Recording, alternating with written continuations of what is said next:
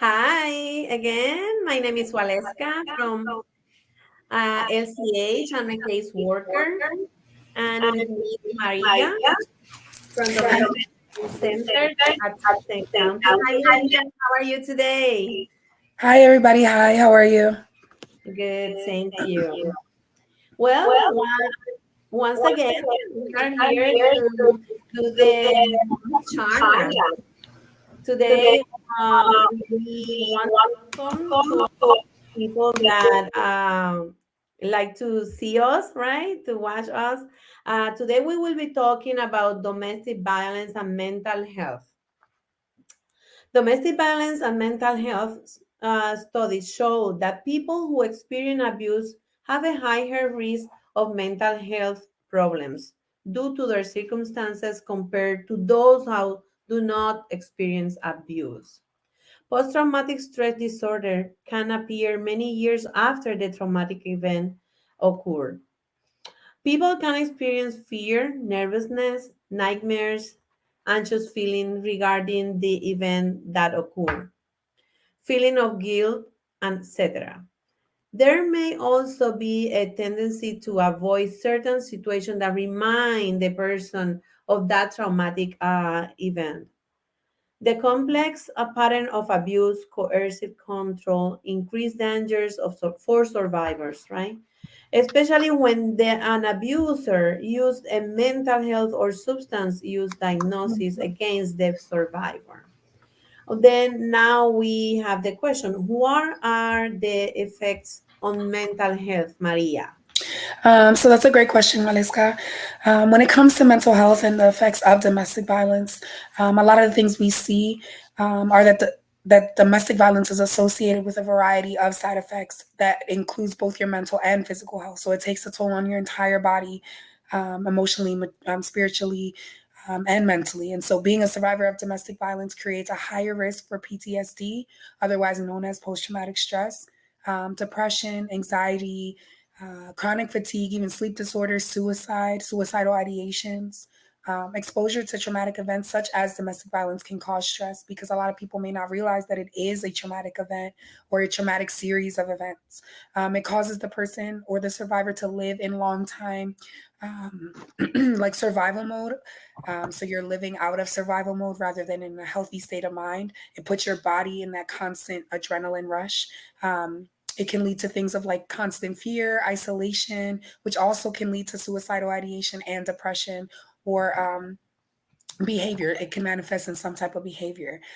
Survivors often struggle, and I've seen it within my line of work, with blaming themselves for the situation. What could I have done differently? How could I have not set them off?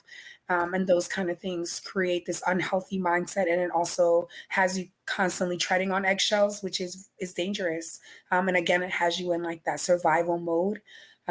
So it keeps you alive, but it doesn't keep you in a healthy state of mind, if that makes sense. And so you're constantly living out of Yeah. that unhealthy state of mind.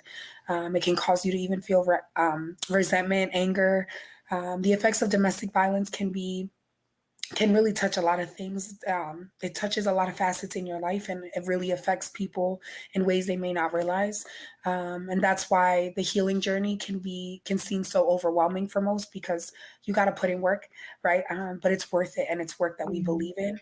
And so that's why it's important. And sometimes it might open the door to a lot of other issues that you may not realize were existing. And so it's important, and that's why it's important to reach out for help. Mhm. Yeah.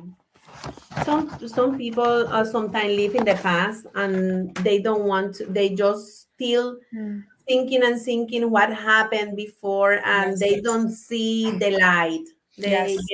We are here. We want to let you know that we are here for Yes. you. Yeah. And what about the minors, Maria? So that's a great question. I've been in the field of work for the last 6 years or so. And in my professional career, I have specifically worked with minors in one way or another, whether it be through education or through the medical field. And in the case of minors, the consequences may seem a lot more serious. It develops a variety of behavioral, emotional, cognitive functioning issues, and you might not realize it. So you decrease in your academic performance because, again, you're working out of survival mode, out of just trying to live to the next day and make it to the next moment. It can even develop things like ADHD, for example. There's Mhm. also an increase of anxiety levels, like we were talking about earlier, because you're constantly walking on eggshells and you might not realize it. And so the effects are really physiological because it doesn't just affect your mental and emotional, but it also affects your physical body, because again, your body is working out, overworking itself, because it's in that constant adrenaline rush Mhm. mode of just trying to keep you alive. And so things such as headaches, stomach issues, gastrointestinal intestinal issues, asthma. It can even lead to a stutter that comes from a form of like anxiety or fear.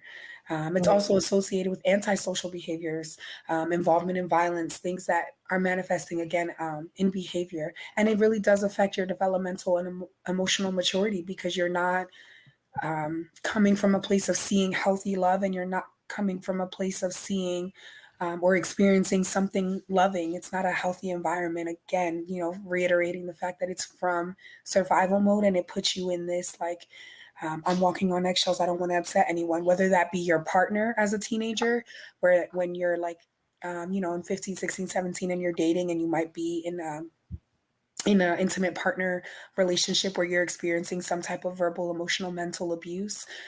Or it could be that as a teenager, you're watching your parent, your father, your mother, or, your parents, both set of parents, in Mhm. a domestic violence relationship. And so the children are always affected, and a lot of people don't realize that. Wow, that is so sad, right?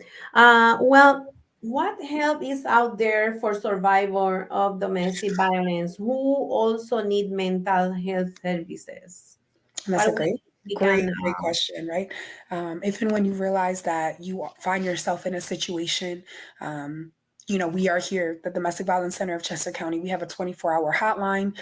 We have counseling. We have therapists on site, counselors on site, as well as LCH, because they have behavioral health consultants. And so we are here to walk this with you. You're not by yourself.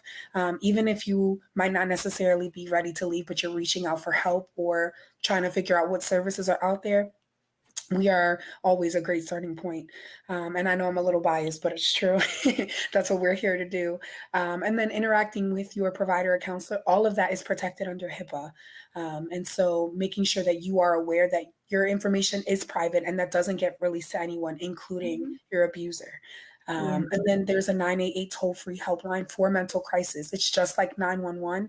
And that knowing that COVID really transformed our world and really showed that the mental health crisis is real, and that our world is really walking through different things that we might not have been aware of 10, 20 years ago. Reaching out, asking for help. And that 988 toll line is the emergency mental health crisis line, just like 911 would be for EMTs, or some other type of crisis that you might need them on site for. Yeah. And also the doctors, right? Yes. Pediatrician or your PCP that Yes. probably can point some help to you. Yes. Okay, something very important is that we want to let you know is that you don't have to stay in an abusive relationship. You can get out from there if you cannot alone. We are here. Look for help. If you don't know where to go, just you can stop at LCH and then we can guide you. If we cannot help you, we can just point you where to get that help. Okay, the longer you stay in an abusive relationship, the easier it is for you to develop a mental health problem or make mental health problem worse. Okay. If you Absolutely. stay there, you're gonna probably you can develop the mental health problem. You need to get out from there as soon as possible. Yes, and it's And the reason for that, Waleska, too, just like we were saying earlier, is because um, unfortunately abusers isolate. They want you to feel like you're doing it by yourself, and so yeah. help is there to remember. That's what we Mhm. do. That's what Waleska and I are both very passionate about, to make sure that you are reminded, especially in the midst of your crisis, that you're not by yourself, and you're not walking it alone, and you're not doing this by yourself, and you're not crazy, and they're gaslighting you, and the Mhm. importance of knowing what those things are.